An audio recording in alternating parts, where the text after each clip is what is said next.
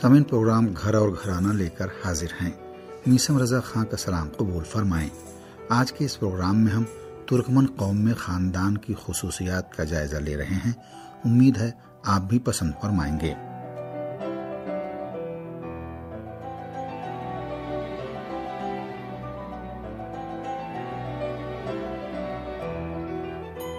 زندگی اور عشق میں جب تک جوش و خروش نہ ہو، اس وقت تک اس میں مسرت و شیرینی پیدا نہیں ہوتی، اور آپ کی بیوی کو ہمیشہ مسرت اور جوش و خروش کی ضرورت ہوتی ہے۔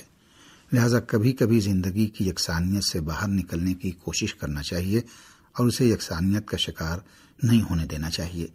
انسان ہمیشہ زندگی کی یکسانیت میں ہی جوش و خروش تلاش کرتا ہے، لہذا اپنی بیوی کے ساتھ اس کا تجربہ کیجیے اور اسے مشینی زندگی کی یکسانیت سے باہر نکالیے۔ آپ کو یاد رہنا چاہیے کہ دنیا کی بہترین عورت یا مرد کے ساتھ زندگی گزارنے میں بھی بعض اوقات کچھ مسائل و مشکلات پیش آتے ہیں جس کا پہلے سے بالکل اندازہ نہیں لگایا جا سکتا۔ لہذا جان لیجیے کہ مسائل و مشکلات زندگی کا حصہ ہیں اور آپ خود کو دھوکہ نہیں دے سکتے اور یہ نہیں سوچ سکتے کہ اگر دوسرے کے ساتھ ہوتے تو آپ کو کوئی مشکل درپیش نہ ہوتی۔ بہتر ہے کہ ہمیشہ خود سے سوال کیجیے کہ آپ سے آپ کی بیوی یا شوہر راضی ہے یا نہیں۔ اسے خوب پہچانیے اور اس کی خوشی کے لیے جوش و خروش کے ساتھ زندگی بسر کیجیے۔ آج کے اس پروگرام میں ہم ترکمن خاندانوں کی خصوصیات بیان کر رہے ہیں۔ توجہ فرمائیں۔ ایران کے صوبہ گلستان کی آبادی 18 لاکھ ہے، جس میں مختلف نسلوں اور ثقافتوں کے لوگ اپنی گوناگوں تہذیب و ثقافت اور رسم و رواج کے ساتھ خوشی خوشی پرسکون زندگی گزارتے ہیں اور اس خوبصورت صوبے کی پیش رفت و ترقی کے لیے جدوجہد کرتے ہیں۔ ترکمن نسل کے لوگوں کے درمیان شادی بیاہ، شادی کی تقریبات، دینی و مذہبی رسم و رواج اور لباس پہننے کے طور طریقے سب مختلف اور انہی سے مخصوص ہیں۔ یہ طور طریقے انہیں اپنے آباء و اجداد سے ورثے میں ملے ہیں جو آج تک ان میں نسل در نسل منتقل ہوتے آ رہے ہیں۔ ماضی میں ترکمن قوم بڑے بڑے خاندانوں اور قبیلوں پر مشتمل ہوتی تھی، جس کا سربراہ ایک طاقتور و عامر قسم کا باپ ہوا کرتا تھا۔ تاہم موجودہ صدی میں ان کے درمیان بھی میاں بیوی پر مشتمل چھوٹی فیملی کا رواج پیدا ہو گیا ہے۔ ترکمن قوم کے درمیان مرد و عورت کے فرائض الگ الگ اور معین و واضح ہیں۔ مرد کھیتی باڑی اور مویشی پالن کا کام کرتے ہیں، جبکہ خواتین الاچیق یا جھوپڑے بنانے، آٹا پیسنے، پھل توڑنے، دودھ دوہنے، قالین بننے، دری بننے، دہی، چھاچھ اور اصلی گھی بنانے اور کھانا پکانے کے کام کرتی ہیں۔ ترکمن قوم کے لوگوں کے درمیان شادی بیاہ اس لیے بھی اہم ہے کہ شادی کے ذریعے ایک خاندان کا ایک سرگرم معاشی رکن دلہن کے خاندان سے کم ہو کر دولہے کے خاندان میں پہنچ جاتا ہے۔ اس لیے دولہے کے خاندان والوں کو دلہن کے گھر والوں کو شیر بہا دینا پڑتا ہے۔ ترکمن قوم کے درمیان شادی کی ایک رسم عروس کشان ہے جو جشن کی تقریب کے بعد برپا ہوتی ہے۔ اس دن دلہن کے کارواں یا ساتھ آنے والوں کو اسکارف یا تولیے جیسا کوئی کپڑا پیش کیا جاتا ہے۔ یہ کارواں 2 حصوں پر مشتمل ہوتا ہے۔ ایک حصے میں دلہا ہوتا ہے جس میں نوجوان عورتیں لڑکیاں ہوتی ہیں اور دوسرے میں بوڑھے بزرگ افراد ہوتے ہیں۔ پہلے زمانے میں دلہن کو دولہے کے گھر لے جانے کے لیے ایک کجاوے نما ڈولی میں بٹھا دیا جاتا تھا جو اونٹ یا گاڑی پر رکھی جاتی تھی اور اس کے گرد رنگ برنگے کپڑے لپیٹ دیے جاتے تھے، اور معمولاً کپڑوں کے 40 ٹکڑوں سے ڈولی کو سجایا جاتا تھا، اور پھر ڈولی یا کجاوے کے اوپر گھنٹیاں باندھ دی جاتی تھیں تاکہ جب اونٹ چلے تو گھنٹیاں بجنے لگیں۔ گھنٹیوں کی آوازیں خوشی و مسرت اور جشن و سرود اور عروس کشان کا اعلان کرتی تھیں۔ لیکن اب کجاوے کا استعمال بہت کم ہو گیا ہے، بلکہ زیادہ تر جدید ترین ماڈل کی گاڑیاں استعمال کی جاتی ہیں جو پھولوں اور گلدستوں سے سجائی جاتی ہیں، اور یہ گاڑیاں کم سے کم 2 ہوتی ہیں۔ ایک گاڑی میں دلہن اور اس کے 2 ہمراہ ہوتے ہیں، جبکہ دوسری گاڑی دولہے اور اس کے دوستوں کے لیے مخصوص ہوتی ہے۔ جب بزرگوں کا کارواں دلہن کے گھر پہنچتا ہے تو ایک بزرگ طے شدہ حق مہر ایک بیگ میں رکھ کر دلہن کے گھر والوں کو پیش کرتا ہے۔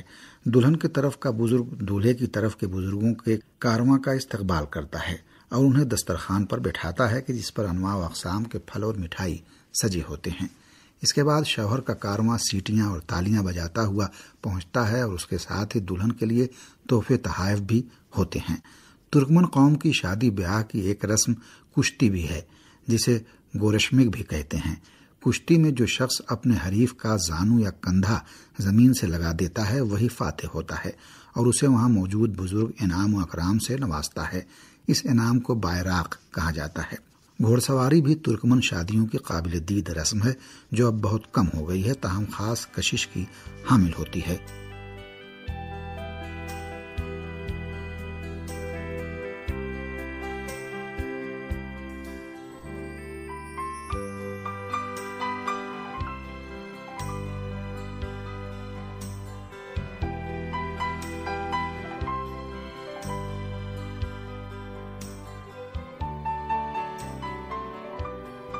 سامعین، پروگرام کے اس حصے میں ہم ایک کامیاب فیملی کی خصوصیات کی جانب اشارہ کر رہے ہیں۔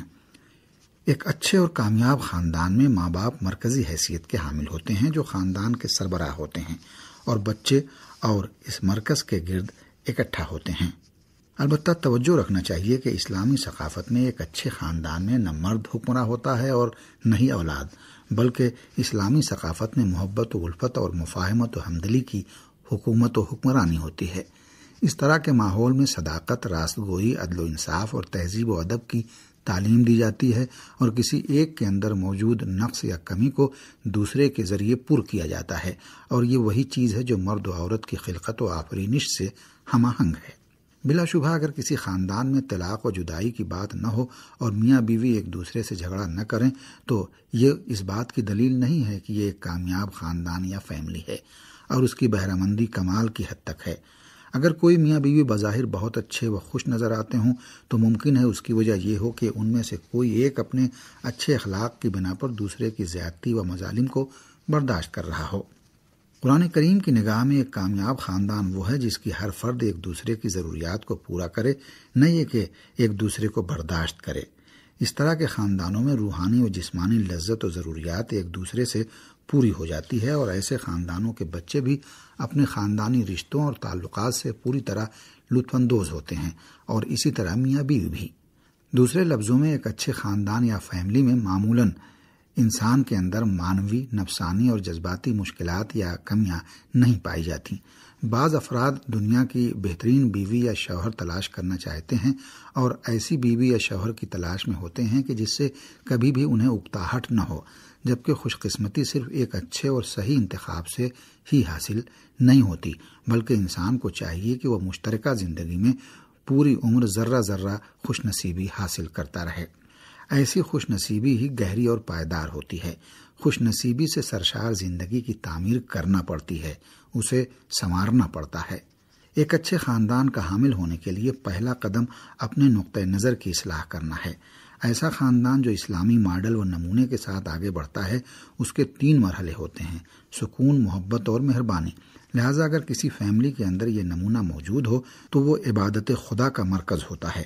جب حضرت علی علیہ السلام سے پوچھا گیا کہ حضرت زہرا سلام اللہ علیہا کو کیسا پایا تو آپ نے فرمایا کہ عبادت خدا میں بہترین مددگار۔ آپ فرمایا کرتے تھے کہ جب میں گھر میں داخل ہوتا اور میری نظر فاطمہ پر پڑتی تو میں اپنی زندگی کی تمام مشکلات بھول جاتا تھا، سکون مل جاتا تھا، اور یہ سکون عبادت خدا پر منتج ہوتا تھا۔ ایک کامیاب اور اچھی فیملی میں پایا جانے والا دوسرا نقطہ لائق و فائق نسلوں کی تربیت ہے۔ دینی تعلیمات میں آیا ہے کہ جب تم شادی کرنا چاہو تو ایسی لڑکی کو تلاش کرو جو تمہارے بچوں کے لیے اچھی ماں بن سکتی ہو۔ اگر کسی کی زندگی اسلامی تعلیمات سے لبریز ہوگی تو ایک صحیح و سالم خاندان وجود میں آنے کی زمین ہموار ہوگی کہ جو اچھے سماج کی تشکیل کا ضامن ہے۔ ہمیں یہ نہیں بھولنا چاہیے کہ خاندانوں کے کچھ احترام ہوتے ہیں اور اس کی حفاظت کے لیے گھر کے اندر بہت سے آداب کا لحاظ رکھنا پڑتا ہے۔ البتہ کوئی گھر کے اندر آزادی و بے تکلفی کا مخالف نہیں ہے، لیکن اس کے بھی کچھ اصول و حدود ہیں۔ اس میں ایک اصول حلال و پاک روزی ہے کہ جو خاندان کو محفوظ رکھتی ہے، چونکہ روح کی سلامتی مال حلال کے صحیح اور اچھے استعمال کی مرہون منت ہے، اور اس موضوع سے بے توجہی کے انسان کے لیے منفی و تخریبی نتائج برآمد ہوتے ہیں۔ لہذا شوہر کا فرض ہے کہ اس کا ذریعہ آمدنی راہ حلال ہو اور وہ اس کی پابندی کر کے روزی میں برکت اور خاندان و معاشرے میں اخلاق و جذبات میں اضافے کا باعث بنے۔ جو شخص اپنی کوشش سے رزق حلال کے ساتھ ہی اپنی بیوی اور اس کی آسائش کی فکر کرتا ہے، وہ اپنے گھر کو نورانی بنا لیتا ہے، اور عورت پوری محبت و خلوص سے زندگی میں 4 چاند لگا دیتی ہے۔ سامعین، اس کے ساتھ ہی پروگرام کا وقت ختم ہوتا ہے۔ اگلے پروگرام تک کے لیے اجازت دیجیے۔ خدا حافظ۔